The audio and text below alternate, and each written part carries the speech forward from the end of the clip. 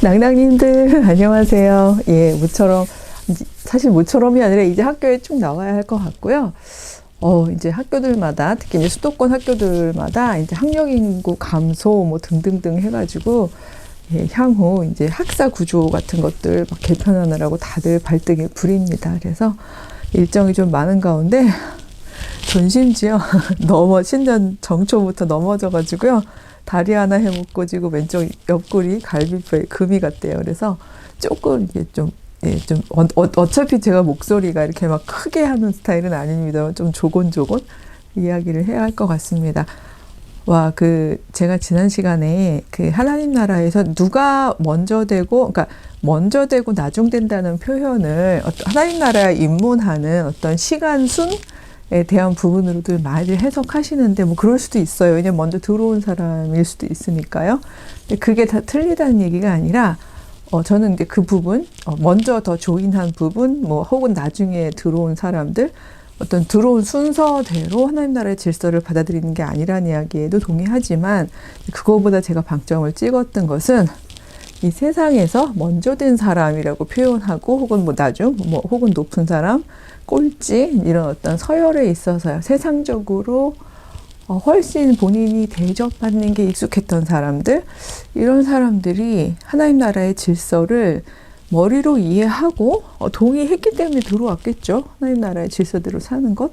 그래서 막 제가 얘기했던 어머니 100배, 아버지 100배, 형제 자매 100배 이런 그러니까 혈연이 아닌 어떤 관계적인 공동체 안에서의 삶을 살기로 결단하는 거 이거 얼마든지 성령 안에서는 부자도 할 수 있고 그 먼저 된 사람들이 꾸준히 그 질서 안에 참여할 수 있는 게 맞지만 그러나 예수님의 경고처럼 그런 사람들이 오히려 나중이 되고 또 나중된 사람들이 먼저 되는 사례가 많을 것이다 라는 그 말 속에는 인간이 가지고 있는 습속 그 사회학 용어 중에서는요, 브로드웨이라는 사람이 아비투스라는 개념으로 설명하기도 했고요. 다른 제도적 감정이라고 표현하기도 하고요. 그러니까, 이 습관이 그냥 개인의 습관이 아니라 그 사회가, 그 사람은 당연히 그 사람 정도 위치라면 그렇게 하는 게 당연하지. 이런 식으로 만들어졌기 때문에 만들어진 그래서 계속 반복하다 보니까 당연히 나는 그래도 돼 이렇게 생각하는 이제 그런 방식의 삶을 의미하는 거죠. 지금은 고인이 되셨습니다만 이건 절대로 제가 그 선생님을 참 존경하는 분인데요. 그 선생님하고 어떤 한 일화 중에서 정말 제가 신앙적으로도 또 학문적으로 정말 존경하는 분인데 어느 날 너무 우연이요. 그러니까 제가 젊지 않았을 때라고 표현해야 되겠어요. 왜냐하면 젊었을 때야 당연히 제가 이제 조교 역할도 할 수도 있고 얼마든지 그럴 수 있으니까 저희 학교 선생님 아닙니다. 여러분도 막 유튜브에서 답안 찾기 이런 거 하시면 안 될 것 같은데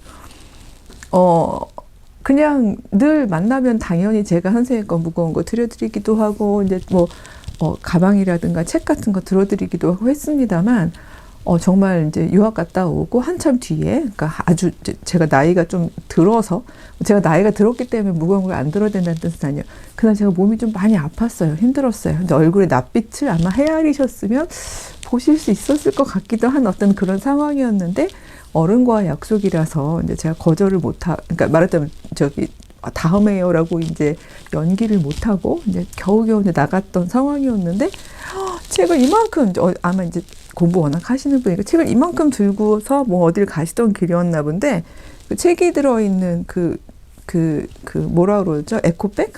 그걸 너무 자연스럽게 저를 보시자마자 이렇게 제 손에 건네시더라고요. 그러니까 약간 그런 거예요. 제 말은 그분 너무했어 이런 뜻이 아니라 늘 언제나 그게 반복되던 수행성이었을 때. 그쵸? 왜냐하면 존경받는 선생님이고 교수고, 그러니까 저는 그날의 일이 너무 인상적이어서, 그러니까 저는 그분에 대한 폄훼가 아니라, 이건 내가 머리에 각인해야겠다. 내가 교수자가 되고 난 뒤에도, 학생들한테 너무 자연스럽게 이렇게 건네는 거를 내가 이렇게 자꾸 거부해야겠다. 이런 생각이 들었던 에피소드 일화였는데, 이게 너무 자연스럽게 되는 거거든요. 제가 이 이야기를 하는 이유가, 여기 그 먼저 된다, 나중 된다라는 건 저희가 정말 그냥 휙 하고 넘어가면 안 되고 계속 강조해야 될 부분이라서 이 부분을 오늘 하루 좀 더 묵상을 해보고 싶어서 그렇습니다. 이건 저희가 막 묵상을 하고 또 하고 새기고 또 우리의 삶 속에서 처음에는 하나의 사건으로, 처음에는 일화로, 그러나 점점 그게 당연하게 여겨질 때까지 저희가 수행해야 되는 부분이라서 그렇습니다.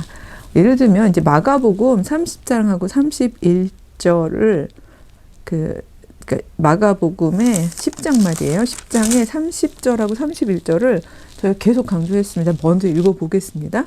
현세에 있어 집과 형제와 자매와 어머니와 자식과 전토를 100배나 받되 박해를 겸하여 받고 내세 영생을 받지 못할 자가 없느니라. 그러나 먼저 된 자로서 나중되고 나중된 자로서 먼저 될 자가 많으니라. 지금 이렇게 되어 있는 거잖아요. 근데 제가 이제 그 미드라시적 읽기 하면서 이제 할 때마다 조금 이제 초점이 다른 데가 있습니다만 오늘은 바로 집, 형제, 자매, 어머니, 자식, 전토에서 빠진 것이 무엇인가 이 부분입니다. 물론 여기서 물론 아내도 빠졌어요. 그렇죠? 아내도 빠져서 왜 아내가 없나요? 이렇게 할 수 있겠습니다만 여기 뭐 자매도 있고 자식도 있으니까 아내는 뭐 괄호치고 상정해야 한다라고 표현을 했었습니다만 여기 확실히 빠진 건 어머니와 자식이라고 되어 있어서 아버지가 빠져 있죠. 근데 이 같은 본문을 지난 시간에 저희가 마태랑 누가에서도 왔다 갔다 봤습니다만 마태나 누가에서는 부모라고 분명히 쓰긴 했어요. 그러니까 마가가 먼저 쓰이긴 했습니다만 예수님께서 여기서 어머니와라고 했지만 아마 마태나 이제 누가가 기록할 때 이 부분을 참고했더라도 부모가 더 자연스럽지 않을까라고 생각했다면 부모라고 적을 수 있는 것 같아요.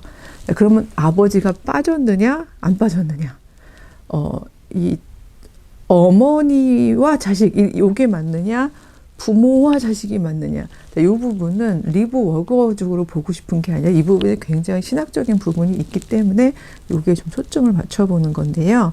이 부분에 있어서 저 같은 경우에는 그러니까 저의 읽기 방식은 어머니와 자식과 전토라고 말씀하신 게 훨씬 더 예수님께서 강조하신 부분이 아닐까라는 생각을 해요. 31절까지 연결해 놓고 볼 때. 그러니까 의도적으로 아버지를 빼셨다는 거죠. 이 낭낭님들 중에 아버지이신 분들, 그 다음에 이 땅에 모든 책임 있고 사랑 많으신 가장의 역할을 정말 묵묵히 수행하고 계신 아버지들이 들으면 화가 나실 수도 있죠. 뭐라고? 아버지를 뺐다고? 우리가 무슨 잘못이 있어서 우리를 뺐지? 예. 이 부분에 있어서 먼저 된 자로 나중되고 나중된 자로서 먼저 될 자가 많으니라는 이 부분에 대하여 절대로 아버지들이 이 나라에 못 들어오는 게 아니에요. 그런데 이 부분을 조금 더 묵상하고 강조하게끔 하기 위해서 저는 의도적으로 이 아버지라는 부분을 사실은 빼고 말씀하신 것이 아닐까. 뭐 마태와 누가가 뭐 더해서 부모라고 했든 아니든 자 그렇게 생각하시는 근거가 궁금하실 것 같죠. 그래서 말씀을 드리는 겁니다. 제자들이 이제 스승님의 말씀을 기억하고 기록할 때에 이렇게 아주 항상성이 있게 주도면밀하게 정말 모든 말씀을 하나도 떨어뜨리지 않고 다를 기록한다는 건 쉽지 않죠. 마태나 누가가 예를 들어서 어머니라고 하는 건 좀 뭔가 밸런스가 안 맞잖아. 어떻게 우리한테 어머니만 있겠어? 부모가 있는 거지? 라고 생각해서 그건 부모라고 할 수 있겠지만 그건 또 예수님이 다른 맥락에서 분명히 아버지를 뺀 부분에 대해서는 그러니까 사실은 너무 강조를 강하게 하시기 때문에 그 부분에서는 미처 아버지를 집어넣기 어려운 그런 부분이 있을 수 있어요. 저 여자가 무슨 얘기를 하려나 좀 따라와 보세요. 예를 들면 이런 겁니다. 제가 마태로만 가볼게요. 왜냐면 마태는 부모라고 같은 본문의 일화에 대해서 부모라고 했던 사람이기 때문에 마태복음 12장에 보면 46절에서 50절에 예수님의 어머니하고 이제 형제들이 들어오는 찾아왔는데 혈연의 형제가 아니라 하나님의 뜻대로 행하는 자가 나의 어머니고 형제다. 이런 얘기하는 맥락이 있었죠. 일단 읽어보면요. 예수께서 무리에게 말씀하실 때 그의 어머니와 동생들이 예수께 말하려고 밖에 섰더니 한 사람이 예수께 여짜오되 보소서 당신의 어머니와 동생들이 당신께 말하려고 밖에 서 있나이다. 그랬더니 예수님 말씀이죠. 48절 누가 내 어머니며 내 동생들이냐? 제자들을 가르치며 나의 어머니와 나의 동생들을 보라. 누구든지 하늘에 계신 내 아버지의 뜻대로 하는 자가 내 형제요 자매요 어머니이니라 하시더라. 이렇게 되어 있죠. 물론 반박 가능합니다. 어머, 이 당시에 요셉은 죽었잖아요. 아버지 돌아가셨으니까 지금 찾아온 분도 어머니하고 자매들이었고, 그러니까 아버지를 언급할 수 있는 상황은 아니잖아요. 이렇게 얘기하실 수 있습니다. 근데 그렇게 얘기하실 수 있다는 걸 받고 그래도 보면요, 그렇더라도 거기 앉아있는 사람들이 여자만 앉아있지 않았을 거거든요. 그렇다면 누구든지 하늘에 계신 말하게 주님의 뜻대로 하는 자가 형제, 자매, 어머니, 아버지다, 이렇게 표현할 수도 있었는데, 이 가족 관계가 특이해집니다. 왜냐하면 누구를 아버지라고 부르신 거죠? 예수님께서는 하늘에 계신 내 아버지의 뜻대로 이렇게 말씀하셨단 말이죠. 그렇다면 하나님이 아버지가 되는 거죠. 예수님의 아빠. 근데 우리가 흔히 오해하는 것 중에 하나가, 하나님은 예수님만의 아버지라고 저희가 그러니까 안 그렇게 생각하는데도 불구하고 저희들이 어떤 습관적인, 예수님이 하나님의 아들이니까 예수님만 하나님의 아들이야, 이렇게 생각하게 되는 경향이 저희들이 있잖아요. 하지만 우리를 형제 자매라고 부르셨고 하늘에 계신 분이 아버지라고 부르셨단 말이에요. 그렇다면 이거는 너무나 분명한, 혈연이 아니라 분명한 하나의 가족관계가 형성이 되는 거죠. 아버지는 한 분이신 하늘에 계신 저 아버지께서 우리를 낳으시고 살피시는 아버지이신 거고, 그쵸? 근데 그럼 여러분, 이게 모든 게 상상력이라는 게 언제나 제도 안에 갇혀 있게 되면 콩가루 막장 집안을 상상하게 됩니다. 아버지는 한 분인데 어머니들이 많은 건가? 이렇게 되면 이게 우리가 우리의 어떤 인간적 제도 안에서 상상을 하는 거죠. 그게 아닌 거예요. 아버지가 한 분이고 어머니와 그 다음에 형제, 자매, 이런 사람들은 다 어떤 사람들이라는 거예요. 혈연의 문제가 아니라 아버지의 뜻대로 하는 사람들이 우리 가족이야.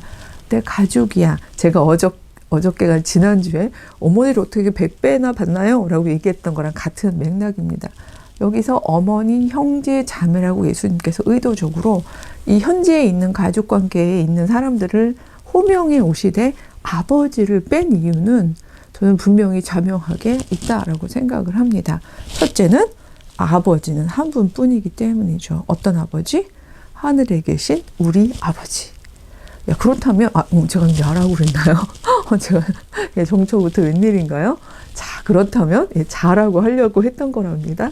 자, 그렇다면 아버지가 한 분인 이 가족의 이 엄청난 뭔가 이렇게 불분명해 보이는 이 독특한 관계성의 가족 공동체는 도대체 어떤 공동체인가? 이게 굉장히 저희가 궁금하기도 하고, 이 안에서 소위 이 땅의 아버지들이었던 사람들, 이 땅에서 가장의 역할을 하면서 그 공동체 안에서 그 수행성을 너무 당연하게 나의 권리이거나 또 나의 성품까지도 내가 이렇게 하는 게 당연해 라고 생각해 왔었던 것들이 제동이 걸린 분들, 이분들의 경우에는 조금 불편하실 수도 있고, 하나님 나라는 그러면 내가 가장권을 내려놔야 되는 나라인가? 그렇다면 내 개신교 전통에서 배웠던, 제가 이제 온건한 가부장제라고 부르는 개신교적인 가정 담론인데요. 아버지는 그 가족 안에서 왕 같은 제사장이다.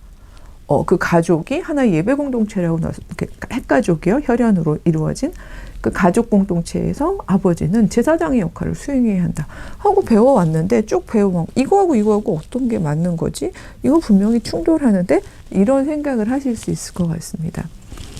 단언하기는 어렵지만 제가 세상을 욕망하는 경건한 신자들 이런 책을 통해서 이제 개신교 담론의 계보학 같은 거를 좀 연구하고 단행본으로 내기도 하고요.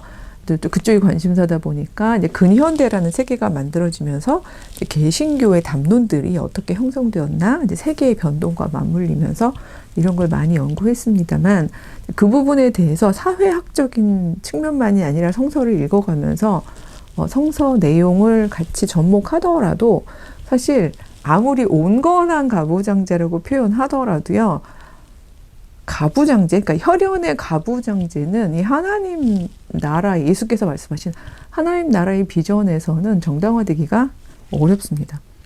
정당화되기 어렵다는 얘기가 가족을 해체하자는 얘기는 결코 아니에요. 지금 핵가족의 구성으로 있더라도 그 나라가 정말 하나님 나라처럼 되려면요. 아버님들은, 즉, 먼저 되신 분들은, 혹은 첫째 되신 분들은 그 안에서 n분의 1만큼의 권위, 목소리, 힘, 이런 것들을 가지시면서 모두가 함께 나누어가는, 그리고 함께 만들어가는 그런 공동체를 만드셔야 하는 거죠. 가장의 자리를 내려놓으셔야 되는 거죠. 그거 너무 교수님이 여자고 여자 편향적으로 생각하시는 거 아닌가요? 라고 만약에 얘기하신다면 제가 오늘 이 책을 한번 소개해 드리려고 합니다. 이 책 소개해 드렸었는지 저 요즘에 큰일 났어요. 한번 리뷰를 해야 되는데 이게 한 160 몇 회쯤 되죠. 이러다 보니까 막 자꾸 가물가물해요. 언제 한번 이 리스트만 쫙 해서 한번 정리를 저도 좀 해봐야 될 것 같긴 합니다. 이 게르하르트 로핑크라는 사람은요. 남자예요. 여자 아니고요. 카톨릭 신부님이고요. 1934년생이시네요. 독일에서 태어난 신약 성서학 교수거든요. 예, 그러니까 제 말은 남자도 그렇게 말했어요. 이렇게 얘기하려는 건가? 이렇게 생각하실지 모르겠어요. 신약 성서학 전공이라니까요. 성서를 정말 있는 그대로 열심히 본 사람이라면 발견할 수 있다는 거죠. 꼭 여자들만의 어떤 시각에서 바라보는 게 아니라 이분이 쓴 예수는 어떤 공동체를 원했나라는 책에서요. 여기에 보면요. 챕터 4인가 봐요. 여기 보면 이 4장 제목이 끝난 아버지 노릇 이렇게 되어 있어요. 끝난 아버지 노릇. 더 슬퍼지시죠? 이분 왜 이랬지? 예수님이 만들어 놓으시고 예수님이 시작하셨고 예수님이 그리는 하나님 나라에 거기에 이 공동체 안에요. 이 땅의 공동체 안에 소위 100배나 많아지는 그 공동체 안에 아버지는 없다는 거예요. 하늘에 계신 저 아버지의 뜻대로 살아가는 가족 공동체지만 이 안에 아버지는 없다는 거죠. 왜냐하면 여기 이렇게 써 있어요. 85쪽에 새 가정에는 아버지들이 있어서는 안 되기 때문이다. 아버지란 너무나도 가부장적인 지배의 상징이다. 예수의 제자 공동체는 혹은 참 이스라엘은 오직 하나의 아버지만을 모셔야 한다. 하늘에 계신 아버지. 그러면서 여기 되는 성서적 근거로 마태복음 23장 9절을 이야기하고 있습니다. 저희도 한번 찾아볼까요? 자, 마태복음 23장 9절 말씀입니다. 땅에 있는 자를 아버지라 하지 말라. 여러분 다 땅에 계시잖아요. 그쵸? 너희의 아버지는 한 분이시니 곧 하늘에 계신 이시니라. 이렇게 되어 있죠. 그러니까 마태도요. 똑같은 에피소드를 얘기해 올 때 마가복음에서 이야기했던 어머니와 형제 자매 등등등 자식들 이런 얘기했을 때 거기 아버지가 빠진 게 이상해 보였을 수 있어요. 그래서 부모라고 쉽게 바꿀 수 있었고 누가도 그랬고 하지만 이 말씀 이건 다 독립된 또 다른 메시지잖아요. 땅에 있는 아버지를 아버지라고 부르지 말라고 얘기하신 이 분명한 예수님의 말씀은 이건 단독 버전이기 때문에 이건 또 적을 때는 이렇게 적을 수밖에 없는 거죠. 그렇게 말씀하셨는데 땅에 있는 부모를 이렇게는 바꾸기가 어려운 거예요. 왜냐하면 이건 아버지와 아버지에 대한 이야기이기 때문에 그렇죠. 근데 이 부분이 요거 하나만 얘기한 게 아니라 10절, 11절 이렇게 넘어가다 보면 이게 계속해서 맥락이 같아지는 게요. 왜냐하면 또한 지도자라 칭함을 받지 말라. 왜요? 지도자는 한 분이시기 때문에 곧 그리스도이시고 또 큰 자는 너희를 섬기는 자가 되어야 하고 자기를 높이는 자는 낮아지고 자기를 낮추는 자는 높아질 것이다 라는 부분이 나옵니다. 그러니까 저는 이 맥락과 지난주에 우리가 묵상했던 내용을 함께 연결해서 이해하는 것이 우리 예수님께서 말씀하신 이 새 가정, 그렇죠? 새로운 가족 공동체, 혈연이 아닌 하나님의 뜻대로 행하기로 결단한 사람들의 의지 공동체라고 해야 할까요? 어떤 관계적 혁명이 일어나는 그 의지 공동체는 철저하게 지도자도 한 분, 그렇죠? 그 다음에 아버지도 한 분. 바로 이런 공동체여야 한다는 게 너무 명료하게 나타나 있는 거고 저는 이게 성서적인 해석 혹은 성경적, 왜냐면 성경 제가 경과 설을 말씀을 드립니다만 이제 요즘에 겨울철이라서 이제 주로 많이 이제 선교단체 같은 데 특강을 많이 가는데 압도적으로 성경이라는 말씀을 많이 쓰시더라고요. 그래서 제가 어떻게 부르든 이 성경 안에서 저희가 서가 아닌, 즉 인간의 어떤 터치가 아닌 예수님께서 분명히 하나님의 아버지의 뜻, 지도자이신 오직 한 분이신 하나님의 바로 그 뜻을 받아서 말씀하신 내용에 있어서 경적인 메시지는 바로 이 메시지라고 생각해요. 그래서 이 땅의 아버지들 절대로 이 세 가정에 못 들어오는 거 아니에요.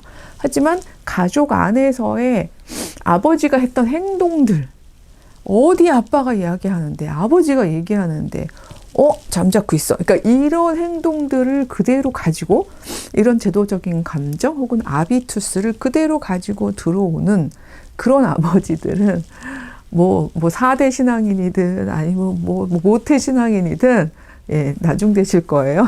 이렇게 얘기할 수밖에 없는데, 이건 제 말이 아니라 성서에 그렇게 되어 있는 거죠. 그래서 그런 아버님들은 곤란하신 거죠.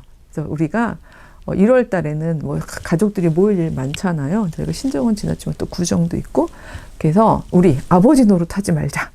그리고 아버지 아니더라도 요즘에는 또 이제 어머니들이 신가모장제의 역할을 또 수행하시는 분들도 있잖아요. 역시 마찬가지입니다. 이 성서가 기록될 때 당시에는 신가모장제를 전제하지 못했던 시절이니까 어머니들이 이렇게 소위 말해서 높임을 받지만, 왜냐하면 낮은 존재들이었기 때문에. 근데 요즘 같은 상황에서 이 나라에는 어머니는 그래도 큰 존중받네 이러면서 또 이걸 또 그렇게 21세기적인 서를 쓰시면 안 되는 거죠. 그래서 어머니들 역시 또 n분의 1만큼의, 그래서 이 세 가정이 우리 가정 안에도 이루어질 수 있도록 그렇게 저희들이 매일매일에 너무 이게 습관이 되기 어려우면 하나의 사건을 만들고, 사건을 조금 더 촘촘하게 빈번하게 일어나게 만들고, 그런 것들이 우리의 습관이 되도록, 즉 아비투스, 새로운 아비투스가 될 수 있도록 그렇게 만들어가는 24년이 되었으면 좋겠습니다. 막 너무 추우니까 막 콧물 날라 그래요. 다음 주에 뵙겠습니다. 안녕.